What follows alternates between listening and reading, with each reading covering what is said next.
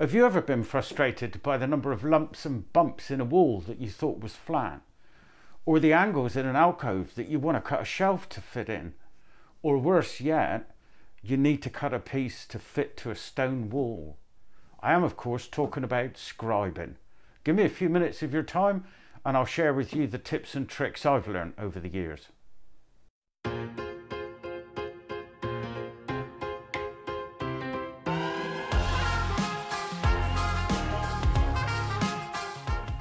The dictionary says to scribe is to copy, and that is really exactly what we're doing. We're copying the shape of a something onto a something else. If you go online and search for scribing tools, there's an absolute plethora of them available in a variety of shapes and sizes.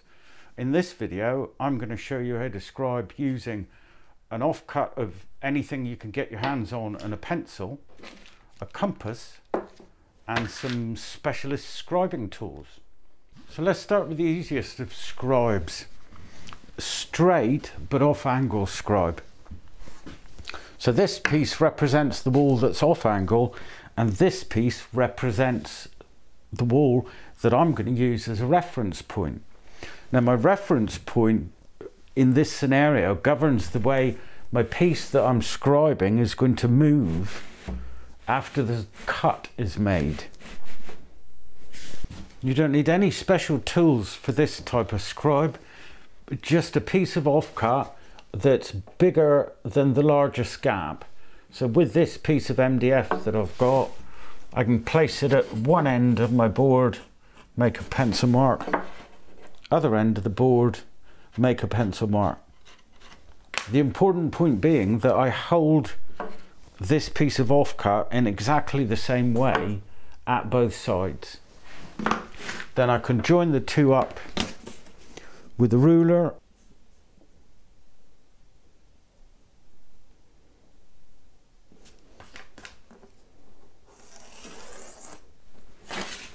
Now I can choose to cut it, was it 4mm, with a Stanley knife, a hand saw, or a circular saw.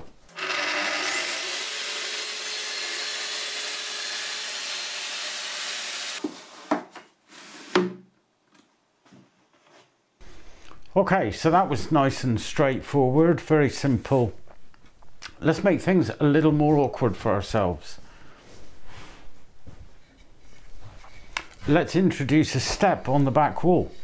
Now, once again, this method works because the piece of timber I'm scribing is cut at a right angle. So bearing that in mind, and the fact that I've got a nice reference wall to work off, if I place my piece of 3x2 here, then I now need to scribe across there, down there, and across there.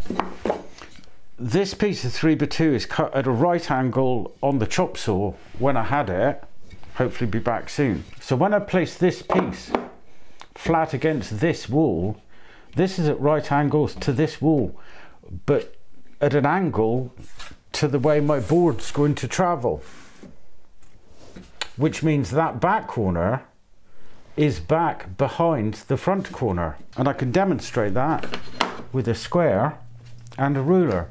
So I'm going to take my square firmly up against the edge of my workpiece. I'm going to butt it up to the front corner of that piece of timber. If I draw a line, that line is now level with the face of that timber. So if I now take my ruler and line it up with the line I've just drawn, we can see that there's a huge gap at the back. So the very method that I've used to demonstrate the distance at the back is the method that I use to scribe. So if I now take my tiny little ruler and measure in there, I can see that gap is 3mm. So if I transfer 3mm to the front of that line, so that's now the right place for that cut to start because it's in line with the back of that piece, and this is in line with the front of the piece. Once again, for this cut, I'm just going to use a piece of scrap that I've got out of the scrap bin because it's larger than the gap I've got, but to save wastage, I'm going to just move my board back so I take off a little less. And then I can hold that firmly up against the board. Put that right nice and tight into the corner.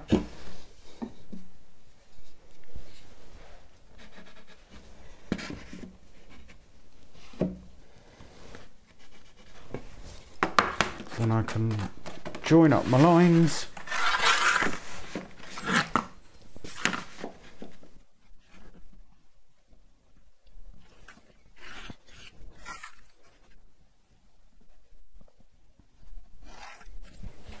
And remembering that this is where that line, that cut needs to start.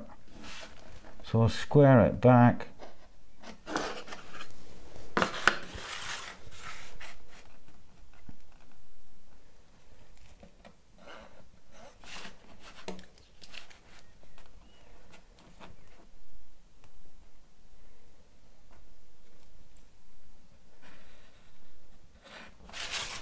And that's the shape I need to achieve.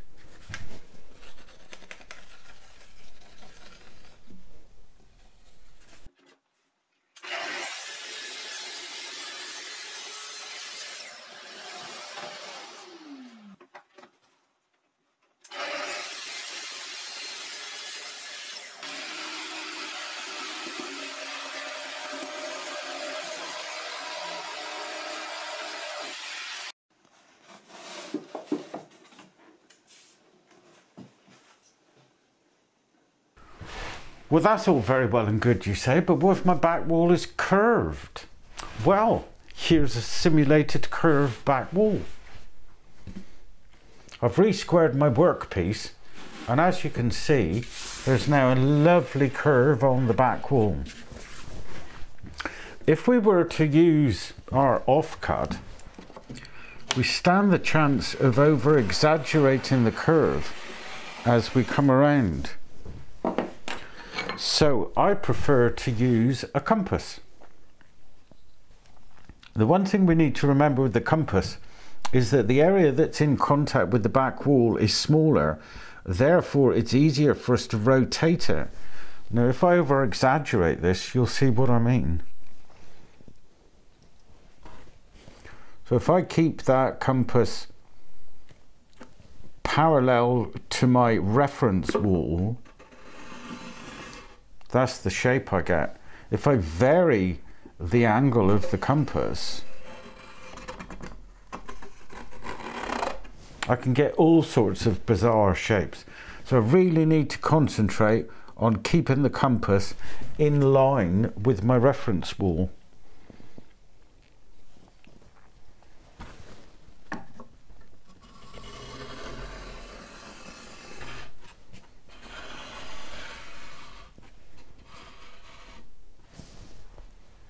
And there's my cut line. Now I've still got a down cut blade in my jigsaw. If I didn't have access to a down cut blade, then I would be forced to use the jigsaw upside down so that I didn't get tear out on the top. I'm going to cut beside this pencil line, so I'm going to leave the pencil line stand all the way along. That way I've still got room to sand back if my blade drifts at all.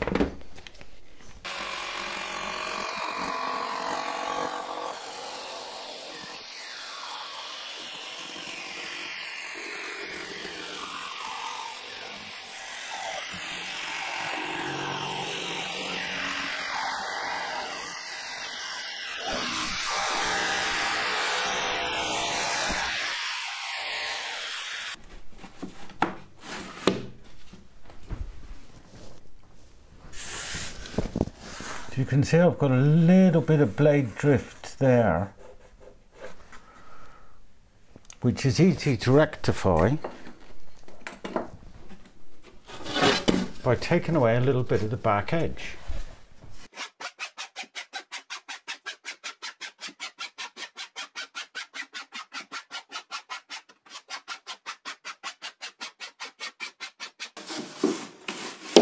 And now we've got a lovely scribe. So now let's have a look at something a little more challenging. So here I have 3 bricks and they're very contoured. I've clamped a piece of timber over here to simulate a wall that we're going to be scribing against, and again this is our reference point. So I can approach this in a multitude of ways. I could use a compass, or I could use the good old carpenter's pencil. A carpenter's pencil as opposed to an ordinary pencil because of the width of it, because that gives me a little more material to take off from the scribe. The problem with either a compass or a pencil is that the back end of the compass or pencil is going to be altered by the contours at the back of this wall sticking out and affecting it. Here's a perfect example. So that's actually a hollow there, but this is proud, so it'll affect where my pencil lies. What I really want is to just be able to capture this shape exactly at the point where my timber is going to slide into the wall.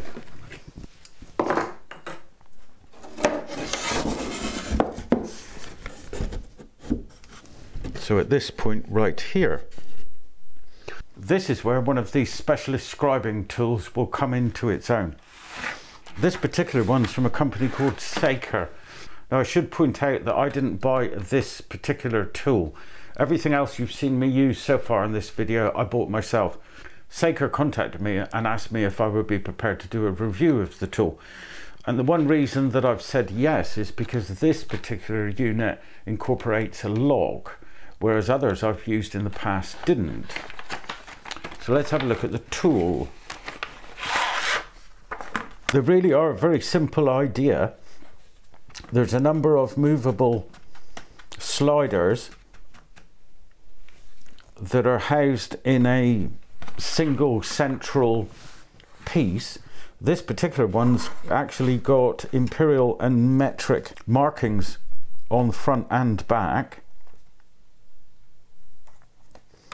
I'm not sure what these are for. Could be just for extra stability.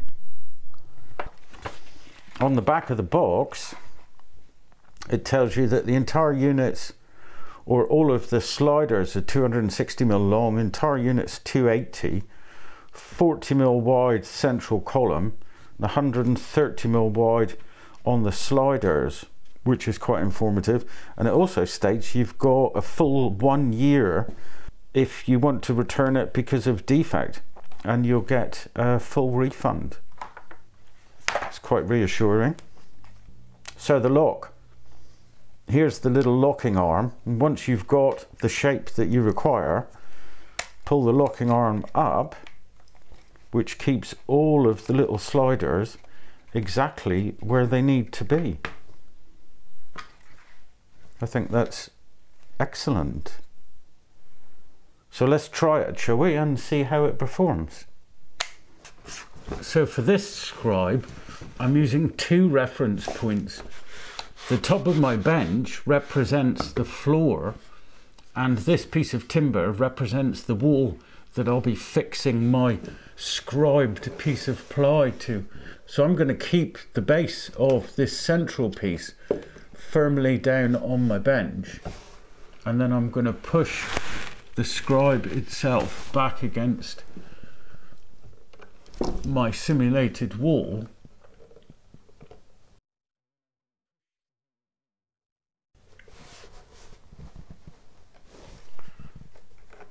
I'm going to push in all of these little sliders from the back to make sure I get the shape of the wall.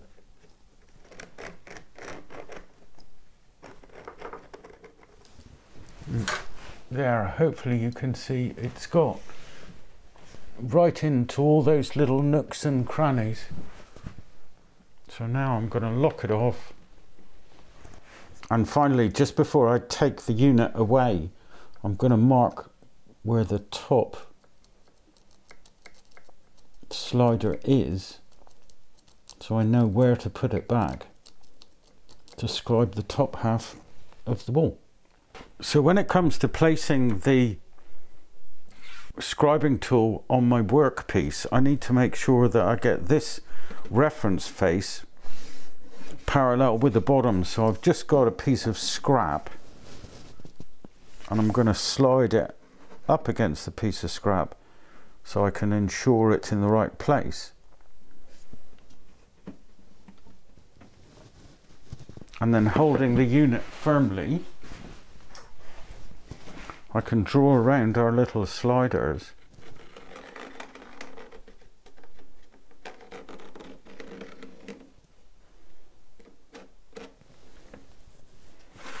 and there's the exact shape of my wall.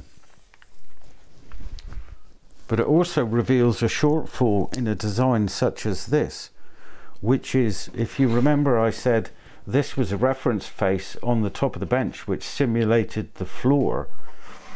I can't get that last 10 mil, so I'm going to have to use something else to scribe that. And looking at the wall, the very bottom bit was a recess, so I'm going to come out a tad there so that I can trim that back as I go. So I now need to continue this up to the top of the wall. So I'll disengage the lock, reset all of the little sliders,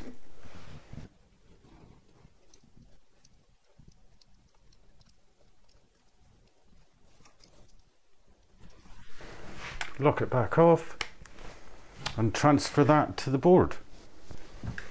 Now I need to ensure that I keep this central column square to the base again. So if I place the bottom slider at the top of my line and then make a mark there at that bottom edge of the central column, I can use a square to run a line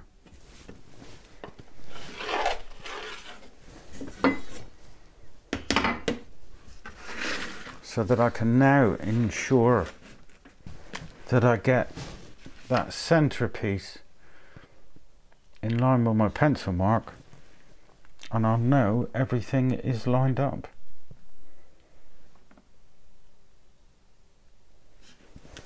Now I can finish my scribe.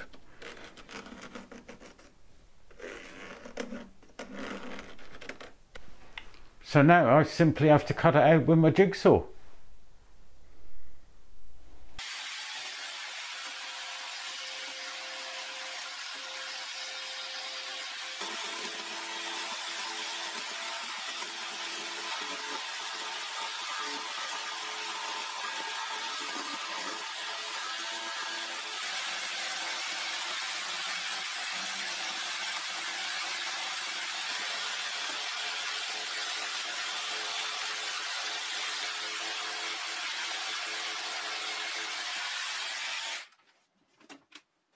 And we've got what I'd call a pretty damn good scribe.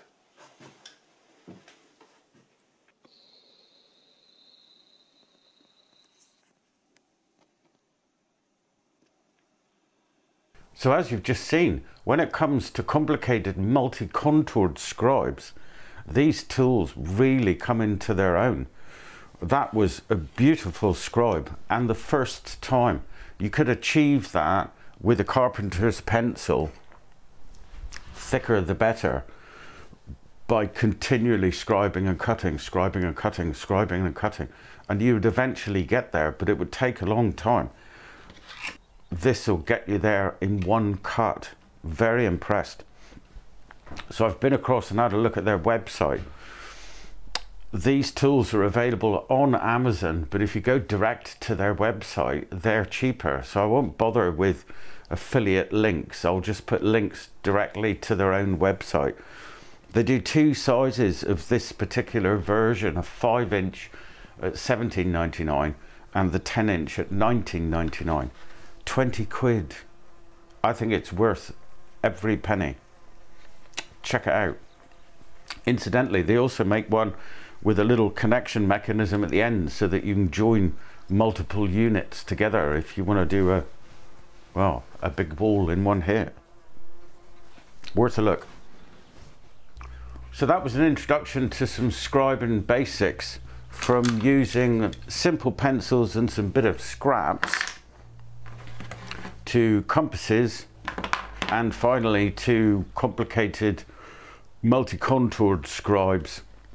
There's obviously far more to scribing that I can cover off in one video, and if you have any particular questions or would like to see a different approach, different scenarios, then please leave me your comments and suggestions down below. Thank you very much for watching. Hope you enjoyed the video, and see you next time. Ta-ra!